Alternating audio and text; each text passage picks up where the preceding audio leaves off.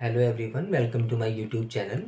आज जो हम बात करने वाले हैं वो बात करने वाले हैं सेल्स पर्सन की ट्रेड्स की, कि सेल्स पर्सन में ऐसी कौन सी ट्रेड्स होनी चाहिए जिससे वो सक्सेस हो पाए, है ना। तो there are many of trades, आज हम वही बात करते हैं। तो सबसे फर्स्ट है हमारा, प्लीज़ एक बार देख लीजिए आप, इसे आप एक इसका स्क्रीनशॉट भी ले सकते हो।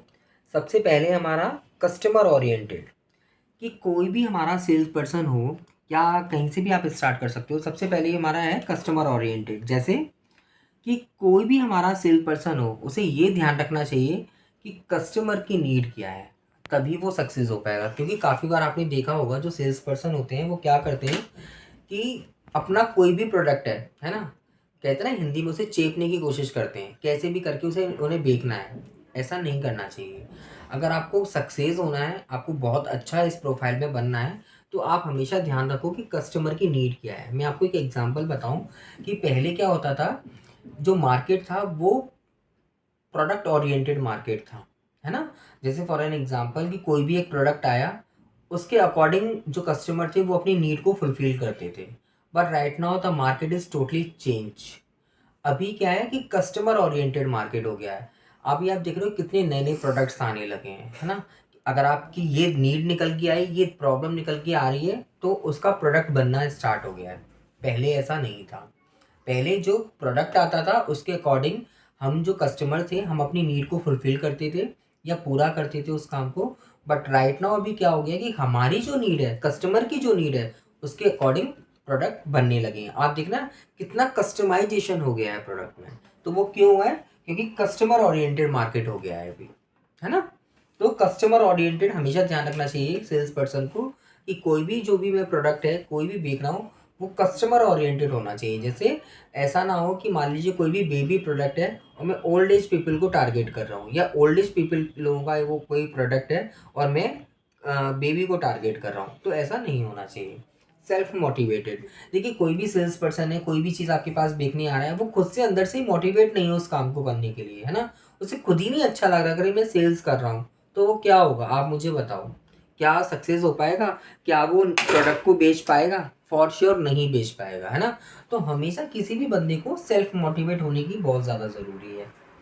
उसके बाद होना चाहिए ऑर्गेनाइज्ड। देखो ऐसा ना हो सेल्स पर्सन कोई भी हो, वो एक तो खुद ड्रेसिंग सेंस से भी ऑर्गेनाइज्ड होना चाहिए, प्रॉपर उसकी, जब भी हम किसी भी चीज़ को रिप्रेजेंट करते हैं, मान लीजिए मैं उनकी बात नहीं कर रहा जो गली वगैरह में चीज़ें बेचने आती हैं, सेल्स पर्सन में उनकी भी बात कर रहा हूँ। आप देखते हैं बड़े बड़े सेमिनार्स होते हैं या कहीं पे एग्जीबिशंस लगती हैं, आप देखते हैं ना, तो बड़े ऑर्गेनाइज्ड होते हैं वो लोग।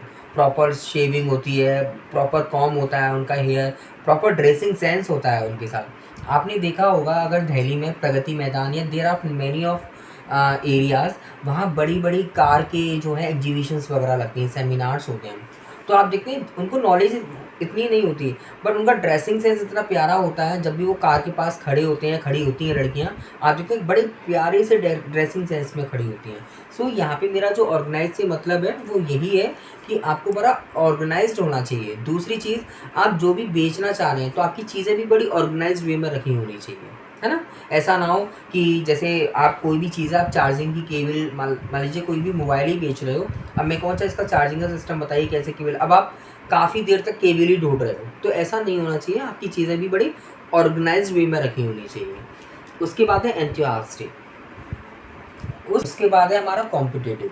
कॉम्पिटिटिव में क्या होना चाहिए? उसे पता होना चाहिए, उसे नॉलेज होनी चाहिए कि मैं क्या बेच रहा हूँ, क्या कर रहा हूँ, क्या नीड है इसकी, या कस्टमर की नीड को कैसे पूरा करता है ना। उसको कंप्लीट नॉलेज होनी चाहिए उस चीज़ की। उसके बाद है हमारा एंथुसियास्टिक। देखो मैंने भी बताया ना कि बंदे को मोटिवेट होना चाहिए खुद से ज़्यादा, ऐसे ही सेम एंथुसियास्टिक, उसे अंदर से एक ज़ील होनी चाहिए कि मुझे कुछ करना है। ज़ील टू वर्क होना चाहिए कि हाँ मुझे कुछ करके दिखाना है, तभी तो वो एंथुसियास्टिक होगा अंदर से। अगर वो बुझा बुझा सा रहेगा, ऐसे कंफ्यूज सा रहेगा, तो आप मुझे बताओ अच्छा सेल्समैन बन पाएगा वो, अच्छा सेल्स पर्सन बन पाएगा वो? फॉर श्योर नहीं बन पाएगा, है ना। उसके बाद है एम्पैथिक। What is empathic? देखिए एम्पैथिक क्या होना चाहिए, हमेशा जब भी आप कोई भी चीज़ बेच रहे हो, है ना, या मान लीजिए कभी किसी की प्रॉब्लम को इस रिजॉल्व भी कर रहे हो, तो हमेशा एम्पैथिक रहना चाहिए। उसके सामने क्यों रहना चाहिए? क्योंकि आपको ये मतलब ऐसा नहीं है, आप हमेशा उसके प्लेस पे आके देखो। एज ए कस्टमर आप कोई भी चीज़ बेच रहे हो, मगर आप अपने माइंड में ये हमेशा सेट रखो एज ए कस्टमर कि अगर मैं कस्टमर होता, क्या मेरी नीड ऐसे ही होती? क्या मैं इसको इतने में ख़रीद पाता? क्या मैं इस अगर ये मुझे टारगेट कर रहा है तो वो मैं उस चीज़ से मैं सेटिस्फाइड होता, या जो वो बोल रहा है तो मैं तो हमेशा अपने जो कमेंट्स हैं, जो भी चीज़ें हैं, वो एम्पैथिक रखो। जैसे मान लीजिए किसी ने आपसे कोई क्वेश्चन पूछा, आप उस पे बहुत ज़्यादा गुस्सा हो गए, है ना? या आप उससे बहुत गलत तरीके से बिहेव कर रहे हो, तो ऐसा नहीं होना चाहिए। क्यों? हमेशा ये सोच के आपको सेल्स पर्सन को आंसर करना चाहिए कि अगर आज मैं इसकी जगह होता, तो क्या मैं ये मुझे एक सेल्स पर्सन ऐसे आंसर देता तो मैं उसे एक्सेप्ट कर पाता?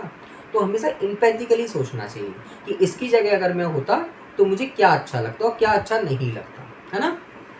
उसके बाद है गोल ओरिएंटेड। इन सारी चीज़ों के साथ साथ आपको हमेशा ये भी ध्यान रखना चाहिए कि आपका गोल क्या है ना? हमेशा अपना गोल को अपने माइंड में हमेशा सेट रखना चाहिए और हमेशा उसे रिकॉल करते रहना चाहिए कि मैं जो कर रहा हूँ वो क्यों कर रहा हूँ, मेरा गोल क्या है, मेरा टारगेट क्या है, मुझे अचीव क्या करना है, मुझे कितनी सेल्स करनी है।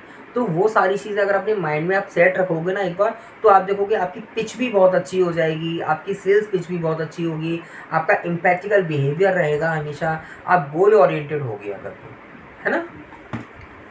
उसके बाद है adaptive. Yes, not last. Adaptive में हमेशा आपको कोई भी नया चेंज आ रहा है, हमेशा एक्सेप्ट कर लो और प्रोएक्टिव होना चाहिए आपको कि ये प्रॉब्लम आई तो हमें क्या सॉल्यूशन रखना है, ये इशू आया तो हमें क्या आंसर करना है।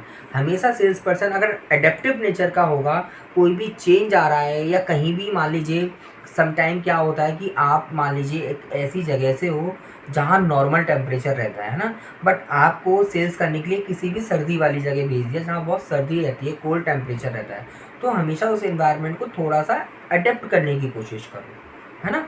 तो ये तो मैंने एक एनवायरनमेंट का आपको एग्जांपल दिया है, आपको हर चीज़ में एडेप्टेशन आना चाहिए। जैसे कि थोड़ा सा फूड वगैरह को लेके भी इशू आ सकता है, एकोमोडेशन को भी लेके इशू आ सकता है, लैंग्वेज को लेके भी इशू आ सकता है। तो कोशिश करो कि उसका बीच का कोई सॉल्यूशन निकल जाए, है ना? क्योंकि आपको मान लीजिए हिंदी आती है बट सामने वाले को इंग्लिश आती है, दूसरी लोकल लैंग्वेज आती है, तो थोड़ा सा उससे कम्युनिकेट करो इंग्लिश में, है ना?